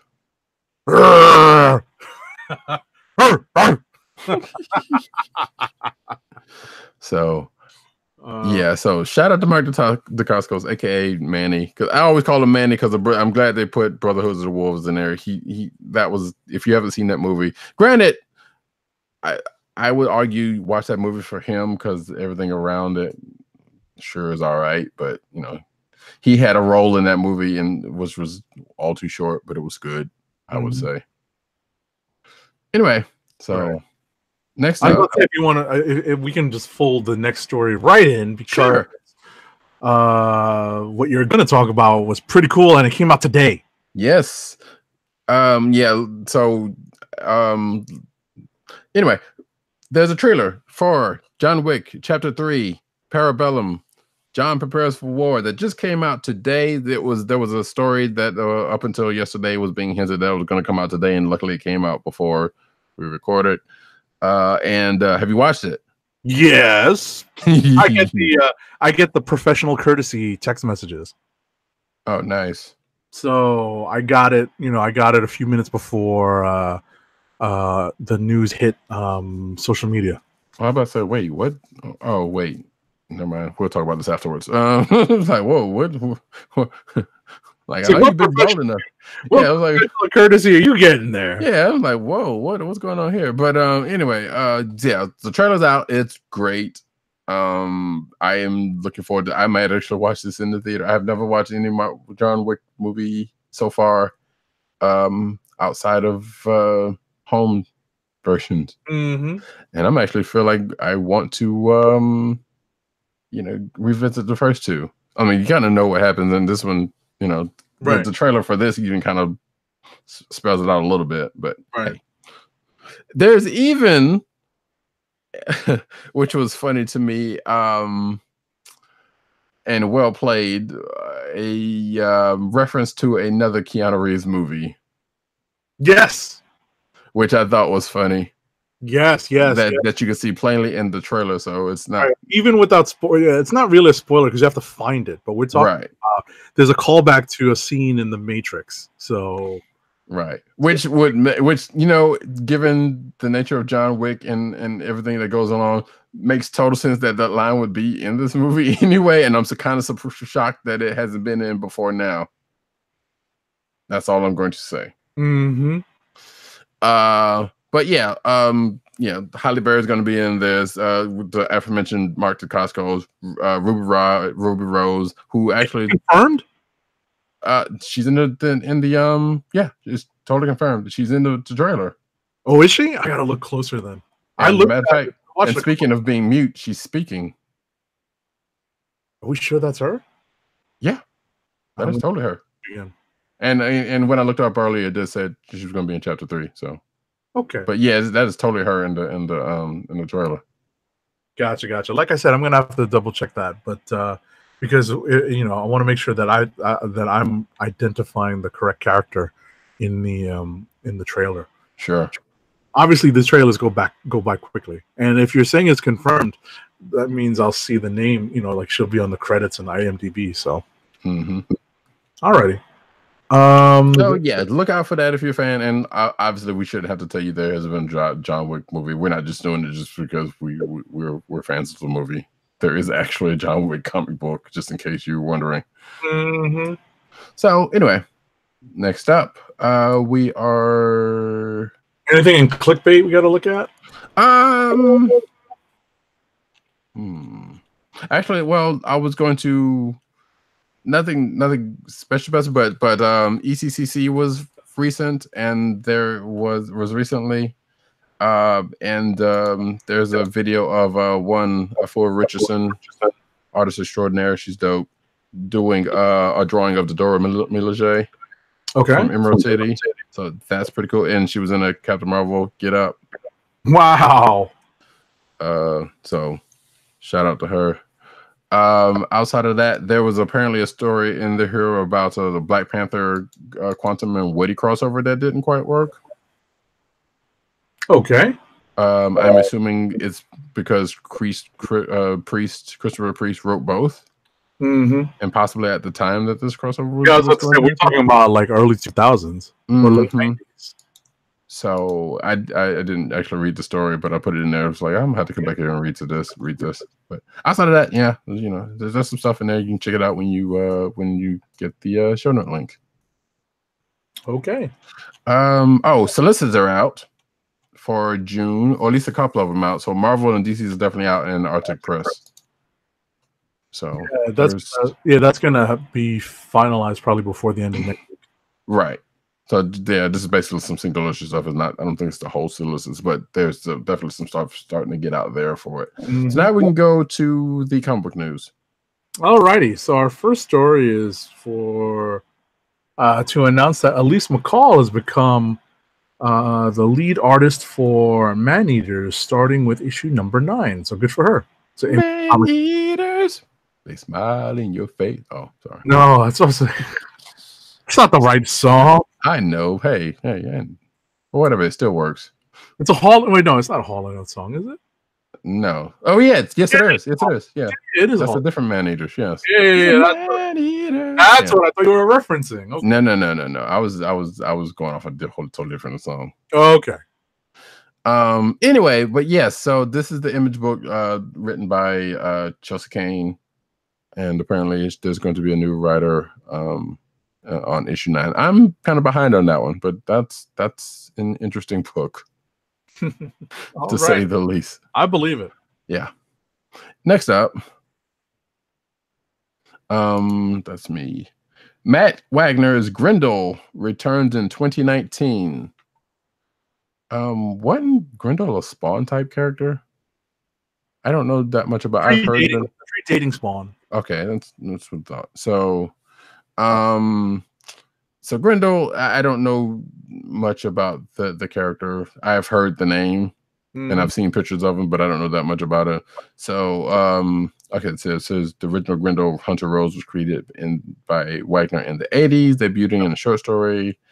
But regardless, Matt Wagner's coming back with a new Grendel story this October called Grendel Devil's Odyssey with Brennan Wagner, I'm assuming some relation, and Dave Lamphere, who are, and it's So Grendel fans rejoice, I guess. Okay. Alrighty. Next up, young Bruce Wayne sneaks into Arkham Asylum in Batman Nightwalker preview. So, is this part of the solicits? Yeah, it's a preview. There's a preview of October.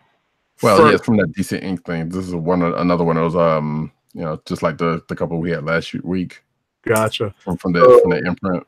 Right. So this is there's a preview of October 1st, Batman Nightwalker, original graphic novel from the DC Inc. imprint. So it's based on the New York Times bestselling novel by Marie Lu. It brings to life the dark mysteries behind the gates of Arkham Asylum. So there is an online preview of that book, and remember, if you want to order it, be on the lookout for the diamond code. Exactly. Next up, DC's new Justice League explains Lex Luthor's threat to the multiverse, which that is basically talking about Justice League 20, which I assume you went over that one? Very quickly. Very quickly. I've read it very quickly. Okay. Yeah, and same here. The art looks good in that book. Yeah, it's sort of an in-between story, setting up what the big reveal is. So right. So we don't need to go over that again. Mm-hmm. Next up. All right, so Brian Hitch. I didn't know he was on Hawkman. Yeah, and I didn't either. And I think we've gotten copies of that book, but I didn't. Yeah, I just haven't been reading it. So he's leaving Hawkman for 2 new DC projects. So he's leaving the title with May's number 12 as his final issue. DC's June 2019 solicitations announced the new artist Will Conrad. He's still Hitch is still DC exclusive, so he's got 2 more projects with DC set to debut this year. I want to say it's surprising that he was on the book so long, but I don't, Yeah, right. It is what it is on that one. So absolutely, I don't know if we don't have anything. We don't know anything about the other 2 projects apparently. No, not yet. Just yet. So we'll stay tuned for that. DC delivers first look at Bendis' big Superman event, because we know he's doing his event over there called Leviathan. Yes, and has to do with the group of the same name that has been talked about in DCU. I haven't been reading the book, so I don't know. But yeah, that's the thing that's coming, and just talk about it. And why is there a Dr. Doom looking character on this cover? I'm joking. Yeah, well, guess what? Find out soon, folks, when that event happens. Seriously. Alrighty. Next up, Legendary Comics announces, oh my goodness, an official Detective Pikachu graphic novel adaptation.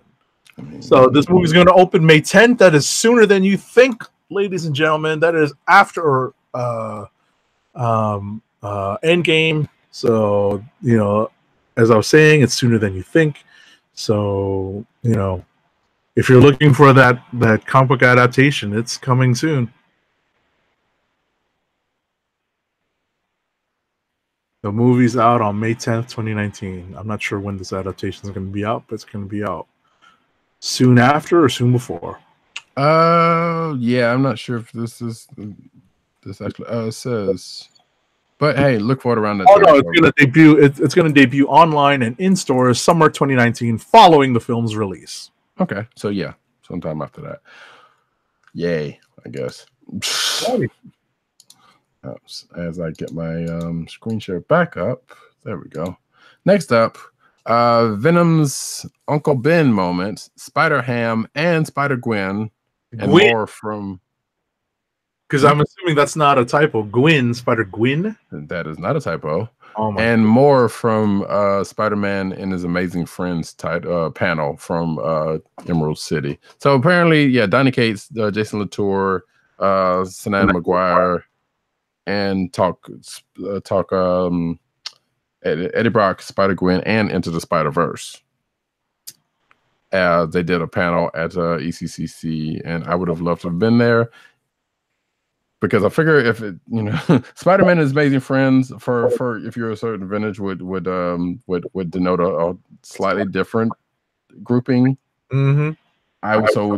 Therefore I probably would have gone to that panel one way or the other. But this was apparently again talking about the aforementioned characters.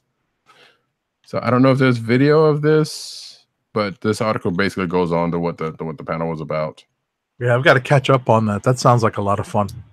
Mm-hmm.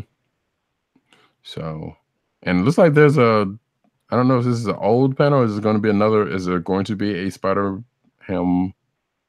Oh, yeah, Latour. So Latour made sure to plug the upcoming Spider-Ham story that he is writing with artists David LaFuente and Rico Renzi. So PC and underscore Dirt will be probably happy about that. Probably. Holy cow. As a matter of fact, we'll just plug through to this and say, yeah, how Spider-Man is returns in upcoming Amazing Spider-Man annual. So I guess that is the story he's talking about. So there you go. All righty. Spider-Ham hot since guess what, folks? Spider-Man Into the Spider-Verse is on Blu-ray. It just came out this past Tuesday. If you ain't got your copy, time to go get it. Get yours. Bam. I haven't picked mine up yet, but I'm sure to pick it up tomorrow. Yeah. So anyway. All right. That noise you heard was me tapping my copy of Into the Spider-Verse. If you're not watching the video. Sure enough. Sure enough.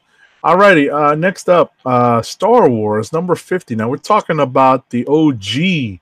Yes. 1977 Marvel Star Wars number 50 is going to be re-released in a special facsimile edition, similar to some of the facsimile editions that have been put out by Marvel recently. Mm-hmm.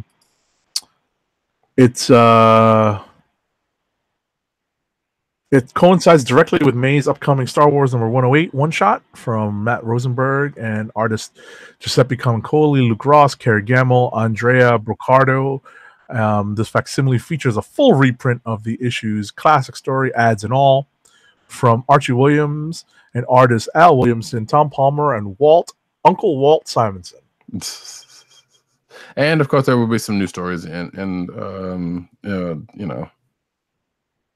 Oh wait, so apparently, according to this, yeah, that Star Wars 108 is going to act as a direct sequel to Star Wars 50, which that's going to be weird, given some of the characters that showed up in that book, which have nothing. So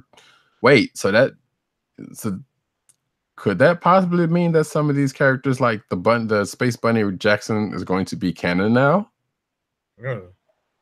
So yeah, so if you did not know, that the original Star Wars run was basically loosely made off of the movie because they barely had enough of the script or anything. Matter of fact, it started before the movie came out, because the movie came out in 77. The comic book started in 76, and they didn't really have much of a new world to go off of. Right. So they kind of had to. They basically wing it, and I think we talked about the fact that I'm drawing a blank on his name. The artist for that book is kind of Howard Chaykin. Thank you. Okay. Yeah, who was article makes kind of divorces himself from that book. But yeah, there was a lot of weird things in that book that is not considered canon. It's a bunch of characters, including one Space Bunny named Jackson. Who, you know, right. But now that Disney and Marvel own it all, who knows? Yeah. And I'm trying to remember. I don't remember because I've been the one reading the Star Wars books, and I don't think there may or may not have been a mention of any of the characters from that run, from the original run. Mm-hmm. But this may change that. We'll see going up. We'll see, you know, like they call all that supposedly non-canon stuff legends, but you know, they pick and choose what they want to incorporate. So right, or you know, whatever Star Wars 108 is going to be is still going to be basically a part of the legends thing, and they're just kind of added on to that. So right. there's no saying that it's going to be, because the Star Wars book is canon, mm-hmm. And all of the stuff that have been thrown out has been. So we'll see how that comes along in May. Stay tuned. Next up, Rancor Teeth make ingredient lists for build your own lightsabers at Galaxy Edge. So Galaxy Edge is the new Star Wars theme park that is going to be at the nearest Disneyland towards near you. I think it opens. They both open this year. Let me see. I think Disney World opens before Land. Okay. Something like that. I can't remember. But regardless, there's going to be a way to make your own your own lightsaber, and apparently you have to go through the motions of you won't be channeling it with the Force unless you got those kind of powers, which but you will be definitely making your own lightsaber, including choosing parts to go with it, almost a la Harry Potter picking a wand type style, but a little more in depth. And it said, and according to this article, I think it says the whole process takes about like 14-15 minutes, but there's going to be like 4 types, or excuse me, 20 minutes. And it's meant to keep things feeling small and intimate, which means you and a few other people are going to go in at a time and be able to go through all the piles of stuff and, make your lightsaber, which is cool. Now, yes, there are lightsabers you can make already, or it's not make, but you can buy at other places and light up on other stuff. So I don't know. And matter of fact, I remember seeing from the last time I went to Dragon Con, there was a place that basically made lightsabers for you if you kind of custom pick your color and what handle and stuff like you were. So it may be something slightly similar, but probably a little bit more, story involved. So this is cool. It is cool, but Rancor teeth. So apparently, that was from. Yeah, apparently that was actually mentioned in one of the movies or something like that. Really? It was mentioned from somewhere. I don't know if that was the case. Kyber crystal? Well, I mean, no, kyber crystals definitely, but because that's the core component of the. That's what I thought. So it's not going to be the crystal substitute. It's going to be another part. It's going to be the handle, the button, the helm. Well, I mean, no, because so what this article also says is like, there's going to be like 4 different kinds. One's a wood-looking kind of handle. I gotcha. So there's definitely different. There's the metallic one, like we classically know, and so there's going to be a couple of different ones. That's significant. That signifies different kind of aspects of Force users. I got kind of aligned with. I got you. And that's why the Rancor's teeth, which as this article says, would be kind of hard to find because This reminds me. Before we move on, I wanted to ask you what your thoughts were on Avengers 17 this week, because it reminded this particular story reminded me of something I wanted to talk about in Avengers 17. Something that shows up, and I'm like, what the hell? Is that a vibranium lightsaber?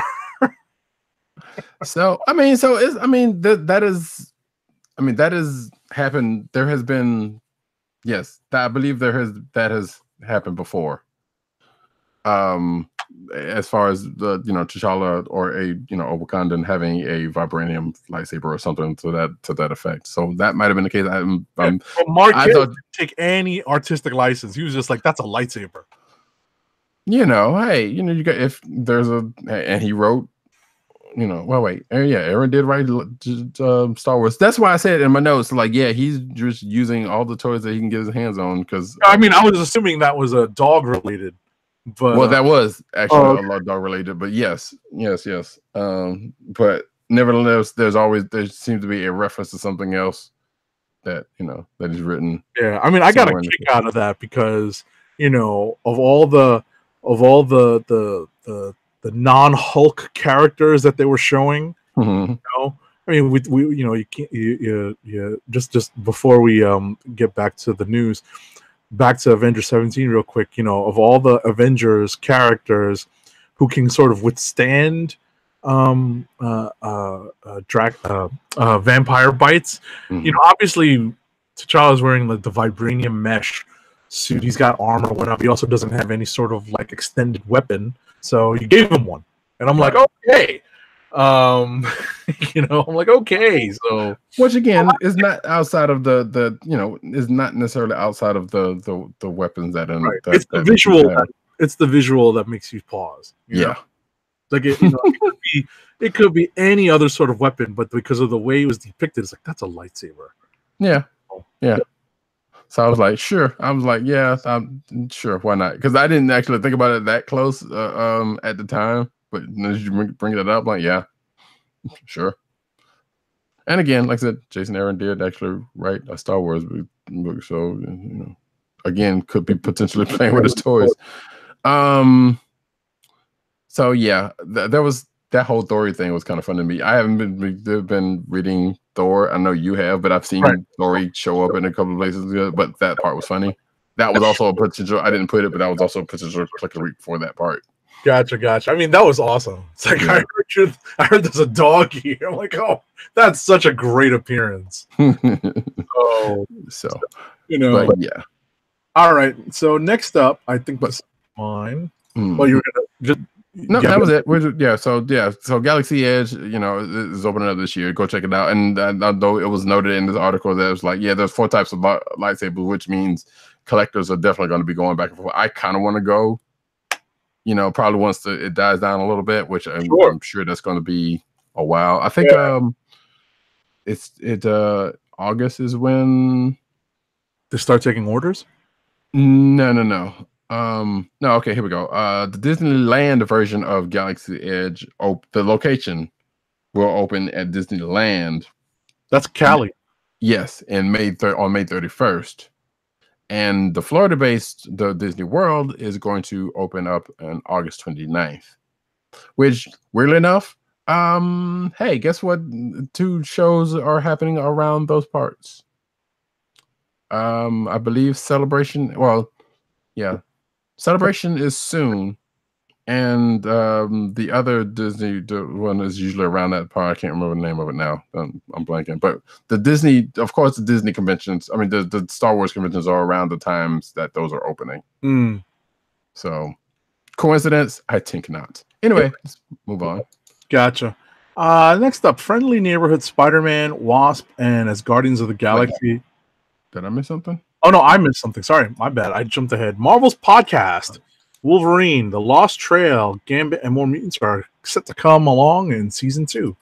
So that's the Stitcher exclusive podcast. So, for those of you who are subscribers, get ready to meet more of Marvel's Merry Mutant Band on the podcast. Yes, in audio form. So apparently that first one did good. I think we talked about it before, so we don't have to really belabor that point. But I haven't heard it. I don't know if there's a way to hear it outside of. I haven't listened at all. Yeah. Regardless, hey, it's the thing. Friendly Neighborhood Spider-Man, Wasp, Asgardians change artist for May issues. So wait, did you talk about Friendly Neighborhood Spider-Man? I did. Okay. I felt like I don't think I said about that. I think I felt like I may have missed the last issue. I read it, but I was like, wait, what? Am I missing something, or did I actually read it and just forgot about what I read? Because I don't remember what actually happened. So anyway, Juan Cabal will be returning to the title early. Cabal, who drew issues 1 through 4, is returning in early May for May 6th, number 6, or for May 8th, number 6, replacing Yodere Sinar. Sinar remains set to draw April's number 5 issue, and Unstoppable Wasps artist Gurihiri, yeah, I'm hoping that's right. Is now drawing May 22nd's number 8 issue, replacing Alta Firmanish. I'm sorry for butchering people's names. I really don't like doing that. But regardless, people are, and as Guardians of the Galaxy's artist is being replaced by Mateo Lally for an issue 9 to be specific. No reason was given why, just whatever. Yep, it's scheduling probably. Alrighty, next up. Next up, Into the Spider-Verse. Miles Morales gets a movie-accurate Marvel cover. So, the cover art for Miles Morales Spider-Man number 7, revealed in the June solicitations that just came out, features surprise cover art serving as an homage to the 2018 film. It's crafted by the film's art director, Patrick O'Keefe, and the design perfectly encapsulates the energy that made Into the Spider-Verse so unique. if you're watching the video, you can see the cover, a video of the cover right now. So it does definitely look like it. I'm looking at my copy of Into the Spider-Verse, like I said earlier, and it's you can kind of see some semblance and the color scheme and all that kind of goodness. And the sound effects. And yes, indeed. So cool. By the way, I'm going to mention again that this week's Miles Morales was pretty good. I was about to say you should read my notes on it. Yeah, I'll go back and read that. Let's see. You got next? I do. I'm going to put something in. I'm going to stick something near the end of this. Joe Sinnot. If you for a long time Marvel artist, or was he inker? Yeah, he's an artist and inker. Yeah, is now retiring, which after a 69-year career with Marvel. God bless him. I don't know if it was all with Marvel, but definitely, God bless him. Yeah, well, according to this article, it says it says it just mentions art. It just mentions Marvel. So I don't know. I'm sure he may have done some other stuff, but we don't know. Right. But regardless, what was not known, I did not know this, but apparently he was the artist on the Amazing Spider-Man's comic strip. Yep. Which actually, when I read this article, made me want to, because I know there's a book that puts all those strips together, and I've been meaning to find that. Sure, man. When I remember, there were years when our local newspaper that carried the strip was the New York Daily News. Yeah, I would just, even though it was only like sometimes 4 or 5 panels, I would just pour over that.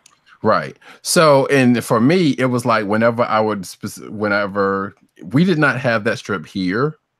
But when I would go travel, say go see family in like Florida or whatever the case may be, it would be there on the Sunday. And every time, I was like, I gotta get the Sunday paper. Could you please take me the Sunday paper so I can get this, so I can get, Well, yeah, on Sunday it was in color. The right. weekday was in black and white. So right. So I was like, well, shoot, while I was there, I was getting the paper so I can read that strip because just to see what was going on. Exactly. Because it was not local. So yeah, apparently he was doing it up until he's aged 92 and he was still working on the strip up until this past Sunday. Right. I mean, he was basically working on it as long as Stan was working on it. Right. It's amazing. So, yeah, and it says here Sinnot had worked on Amazing Spider-Man strip for 27 years following his first retirement from his full-time contract at Marvel in 92. Right. Right. That's when he sort of stopped doing full-time comic stuff, actual comic stuff, but he stayed on. I think he had already started doing the newspaper strip work even before that, but he that was what he was able to keep up with. So, and let's see, apparently he's 92 and still plans to make convention appearances, including May's Undiscovered Realm Comic-Con in White Plains, yes, up near you, and East Coast Comic-Con in Secaucus. Yeah, that's up near me. I definitely plan on hitting that one up. That's pretty cool. So yeah, go check him out while you can. Yeah, I'm wondering if I don't already have something signed by him. I gotta think, but that's pretty cool. And like I said, all right. If you get a chance to check out if you haven't had a chance to check out the Amazing Spider-Man comic strips, which I don't know if they're online or anywhere, but and I feel like there's got to be a compilation of the strips in a book somewhere. Yeah, definitely. That's definitely worth a search, if not on Amazon, just online to see what's been collected so far. Exactly. So next up. All right, next up, some welcome news. Because this podcast was a fan of the Mumbo Jumbo. Yes. Marvel Comics. I can't wait to bring that term back. Shout out to AtomDog98 for I think he was the one who started that particular. Who coined that phrase? Yeah, the Hickman Mumbo Jumbo. Right. So Marvel Comics seems to have confirmed the return of writer Jonathan Hickman. An ad running. Stop with the autoplay. And that's my turn now. An ad in Marvel's March 20th releases suggests that Hickman's new project's going to debut in July. And it seems to may have something to do with that the teaser we got last week, right? To which I think we mentioned the fact that it might have been associated with Hickman because there was somebody on Twitter that said as much. So he might be launching. I was about to say he might be launching the X titles coming out of this Age of X-Men. Assuming that's what this is, yes. Because there's roommate could be something else. It could be something Eternals related, but all signs are starting to seem to be, or at least according to this article and on other places, thinking it's an X-Men thing. Mm-hmm. So that's pretty cool. Yeah, we will see come July. Next up, John Carter meets the Martians in Dynamite's Warlords of Mars Attacks. So bang bang bang bang. So yeah, apparently John Carter of Mars is going to have a crossover with more Martian people. Yeah. Well, specifically the ones from Mars Attacks. I know. Yeah. It's funny. Oh, yeah, I know, right? It's like, okay, hasn't he had enough Martians? Exactly. It's like a natural crossover, right? Mm-hmm. So yeah, that's the thing that's coming. Alririghty. And last but not least, tonight. Well, I just added one more, but yes, this is the last one in the lineup. The next to last one, then. And I'm so glad you got this one. Why is that? So WWE alum Jack Swagger tells his story in comic books. So Jack Swagger, whose name rings something of a bell to me. The other half of our panel would definitely know who this is. Like I know the name, but I don't know that much about the character. Right. So he's doing a biography. You don't know Jack, the Jack Hager story. That's his real name. So he's recently been working as Jake Strong of the Lucha Underground. So it basically follows the wrestling action of his formative years at the University of Oklahoma and other early life experiences that paved his path to wrestling stardom and recent MMA success. Okay. And it's a Kickstarter, so I guess you can find it. You can find it and back it on Kickstarter. Yeah, Lucha Underground is basically the Lucha show that's on El Rey. Okay. And I feel like I've seen a commercial for it, and I think I've actually seen this dude's face on that. But I still don't know. Again, the other half of our panel would know way more about this than either of us. So yeah. So wrestling fans rejoice, I guess. I don't know. But yeah, so that's the last of the official news. But I want to put in here a news from our very own Tim, actually, which I did not know until I just read this. That Silver Surfer returns in new comic by Donny Cates, Trad Moore. Nice. And apparently this is news that came out a couple of days ago. Wait, did we already talk about this? Silver Surfer Black. I think we have more information on it now. Yeah, we may have mentioned it then, but yeah, but yeah. So Silver Surfer Black is coming out. It will pick up on the events of Case's Guardians of the Galaxy. Which did you talk about that? Did you read Guardians? Yes, I spoke about it. Okay. I mean, but did you read it? Yes. Oh, okay, because the only thing, as my note said, I'm like I didn't read Infinity Wars and some of that stuff with what's going on, which is like kind of weird, and where supposedly is going to go next issue. I'm like, wait, there's a character that's not even where that they even are. Anyway, so yeah, Silver Surfer Black pick up on the events of Guardians of the Galaxy #1 when Norrin Red was sucked into a black hole along with many cosmic heroes of the Marvel Universe by the Black Order. So I guess we get to find out what happens to the folks that got at least some of them. Yeah, at least some of them. Yeah.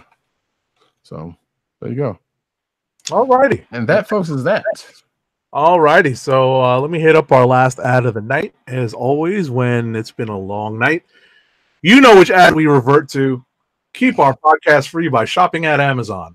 Visit cspn.us, then click the Keep Our Podcast Free link at the top of the page. From there, scroll down and click on the Amazon link to shop. Purchase items from Amazon as you normally would, whether it's books, music, electronics, jewelry, apparel, toys, and graphic novels, etc., etc. For every purchase made on Amazon through our link, Amazon sends the CSPN a payment that helps us keep the Comic Book Chronicles free for our listeners at no extra cost to you. Amazon.com through CSPN.us. Do it today. I guess so. Since you've been heading this up, you want to go ahead and send us out? Hold on. So what do? We just recap all the plugs, right? Basically. Wait, do you have the trailer up? Because I got it set. I have the trailer up. Okay, cool. I was actually just preparing to do that, and then I go. have to do this this bit. All right, so you can follow us on our various social media feeds. You can find myself at agent_70 on Twitter and Instagram. You can find at PCN_dirt on Twitter. Also at popculturenet on Twitter, and on websites popculturenetwork.com and ineedcomics.com. You can find TimDog98 at TimDog98 on Twitter, and at TheClickNation on Twitter, and at CBCron on Twitter. On the website theclicknation.com, and you can find him writing his face off on comicbookresources.com. And Roddykat, who joined me tonight after reading a ton of books and putting himself straight to sleep. Apparently, he read a lot of books. You can find Roddykat on Twitter at Roddykat and at News Nerds Need. And you can find, and he's helming the Instagram account at CBCaps. So there's that. You can find our podcast at cspn.us. Do it today and subscribe to our podcast at wherever you get your podcasts, on Google Play, Apple Podcasts, Spotify. I don't know if we're on Stitcher, but check out Stitcher. SoundCloud. You can find check out the CSPN SoundCloud link, and give us 5-star reviews. Give us the best reviews you can, please. And remember that we are on every Thursday night at 9-ish this week, and this week was a little different, but you'll find us on the YouTube link. You can find the YouTube link posted around the time that we put the show link out on Twitter, so be on the lookout for that. So on behalf of the Comic Book Chronicles, is there anything else you wanted to add, Roddy, before we take us home? Nope. Alrighty. So on behalf of the Comic Book Chronicles, I guess I should hit the cash register. I think I heard the cash register. I got you. But I heard it was like distant, so I was just like, "Oh, is that the cash register?" I'm just gonna hit that just to emphasize our plugs. So on behalf of the Comic Book Chronicles, this is at Agent_70, and we are signing off. Peace. One.